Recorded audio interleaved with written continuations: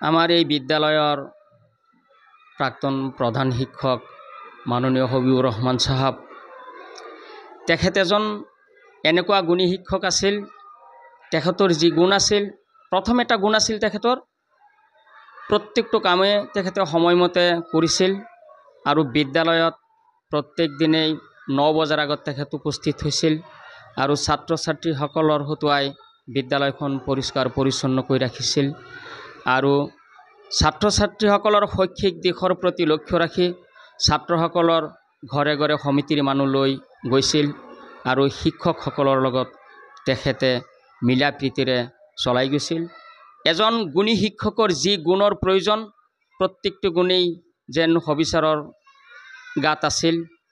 আমি ভাবোঁ হবিচাৰ আমাৰ তেখেতৰ পৰিয়ালৰেই নহয়, আমাৰ এই গাঁওখনৰ, আমাৰ এই অঞ্চলখনৰ এজন এছেট আছিল।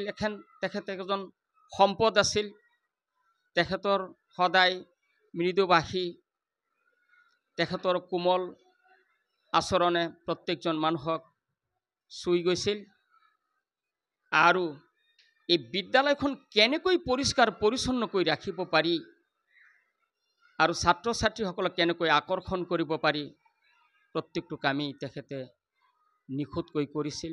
আৰু শিক্ষক হিচাপে তেখেত এনেকুৱা এজন ভাল শিক্ষক আছিল, ছাত্ৰ ছাত্ৰীসকলক কেনেকৈ ডেভেলপ কৰিব পাৰি, কেনেকৈ গুণগত শিক্ষা দিব পাৰি, সদায় তেখেতে এই আলোচনাৰ মাজেৰে, শিক্ষকসকলৰ লগত আলোচনাৰ মাজেৰে ছাত্ৰসকলৰ মাজত বিলাই দিছিল। আমাৰ ইয়াত 12 বছৰ 14 বছৰ তেখেত আছিল। এই 14 বছৰৰ ভিতৰত আমাৰ এই জংগলে ভৰি থকা বিদ্যালয়খন এখন ফুলৰ বাগিচাত পৰিণত কৰিছে। দলগাঁও সমষ্টিৰ ভিতৰত আমাৰ দক্ষিণ বেচিমাৰী প্ৰাথমিক বিদ্যালয় এটা সুন্দৰ পৰিপাটি স্কুলত পৰিণত কৰাৰ মূল কাৰিকৰজনেই আছিল আমাৰ প্ৰয়াত প্ৰধান শিক্ষক মাননীয় হবিবুৰ ৰহমান চাহাব। তেখেতৰ কথা ক'বলৈ আমাৰ বুকু সদায় ভাঙি যায়। আমি একেলগে চাকৰি পাইছিলোঁ, একেলগে আছিলোঁ। তেখেত আমাৰ বিদ্যালয়ত লাষ্ট আহিছিল জানুৱাৰী মাহৰ 7 তাৰিখে আৰু তেখেত চিৰবিদায় মাগিলে আমাৰ পৰা মাৰ্চ মাহৰ 7 তাৰিখে। আমি তেখেতৰ বিষয়ে ক'বলৈ গ'লে আমাৰ মন ভাঙি যায়। আমি তেখেতৰ বিষয়ে আমি ক'ব নোৱাৰিম। আমি এটা সম্পদ হেৰাই পেলাইছোঁ।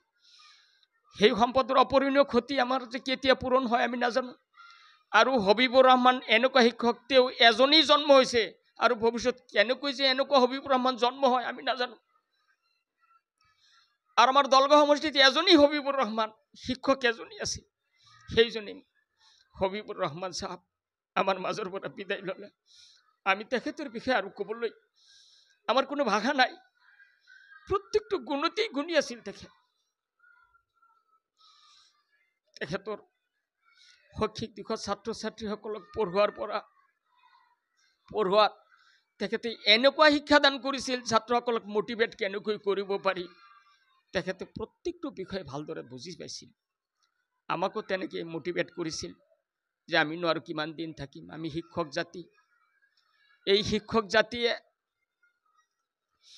পৃথিৱীৰ আটাইতকৈ সন্মানীয় জাতি শিক্ষক, সন্মানীয় ব্যক্তি শিক্ষক। শিক্ষকসকলে আমি কি কৰিব লাগিব? আমি ভাল গুণগত শিক্ষক হ'ব লাগিব। আমি এই সমাজখনক আমি দি যাব লাগিব, সমাজখন আমি আগুৱাই নিব লাগিব। তেখেতৰ প্ৰত্যেকটো কথাই পৰিপাটিকৈ তেখেতৰ ডকুমেণ্ট, নথি পত্ৰ, স্কুলৰ নথি পত্ৰ, তেখেতৰ পৰিয়াল পৰিচ্ছন্নকৈ আমাৰ বিদ্যালয়খন যেন তেখেতৰ এটা নিজৰ ঘৰখন আৰু নিজৰ ঘৰখনক কেনেকৈ সজাই ৰাখিব পাৰি, সদায় তেখেতৰ এইটো চিন্তাই আছিল। দিনে ৰাতিয়ে তেখেতে বিদ্যালয়ৰ উন্নয়ন কৰিবলৈ চেষ্টা কৰিছিল আৰু কণ কণ ল'ৰা ছোৱালীসকলক কেনেকৈ প্ৰকৃত শিক্ষা প্ৰদান কৰিব পাৰি, সদায় তেখেতৰ মূৰত এইটো চিন্তাই কৰিছিল। গতিকে মই আৰু কি ক'ম, তেখেতৰ বিষয়ে ক'বলৈ যাওঁতেই মোৰ উজলি উঠে। এজন শিক্ষকৰ যিমানখিনি গুণৰ প্ৰয়োজন, পাংচুৱেলিটিৰ প্ৰয়োজন, সক্ষমতাৰ প্ৰয়োজন, মৃদু ভাষাৰ প্ৰয়োজন, সমাজখনত জড়িত কৰাৰ প্ৰয়োজন, তেখেতৰ সকলো গুণেই আছিল। আৰু তেখেতৰ আটাইতকৈ ডাঙৰ গুণটো আছিল হবিচাৰ। চিৰ জিন্দিগী যিমান দিন শিক্ষকতা কৰিছে, 9 বজাৰ পিছত তেখেত স্কুলত অহা নাছিল। আৰু স্কুল ক্ষতি কৰা নাছিল, আনকি 9 বজাৰ আগত উপস্থিত হৈছিল। তেখেতৰ এইটো এটা ডাঙৰ গুণ আছিল। আমি তেখেতৰ এই সৎ কামৰ বাবে, মই ব্যক্তিগতভাৱে নহয়, আমি গাঁওখনৰ প্ৰত্যেকজন মানুহে, আমি বেছিমাৰী গাঁৱৰ ৰাইজে তেখেতৰ বিদেশী আত্মাৰ সৎগতি কামনা কৰিছোঁ। তেখেতক আল্লাহ যেন, মহান কৰোণাময় আল্লাহ জান্নাতুল ফেৰদাউছ দান কৰে। এইখিনি কৈয়েই আমি আজিৰ তেখেতৰ বিষয়ে আমাৰ একবাৰে যেন ভৰা, গোটেই দিনটো কৈ থাকিলেও হবিচাৰৰ বিষয়ে কৈ শেষ কৰিব নোৱাৰিম। গতিকে তেখেতৰ জান্নাত নচিব কামনা কৰি মই মোৰ কথা শেষ কৰিলোঁ। আপোনালোকে চাইছে আপোনাৰ আপোন চেনেল শ্বেডো নিউজ 7।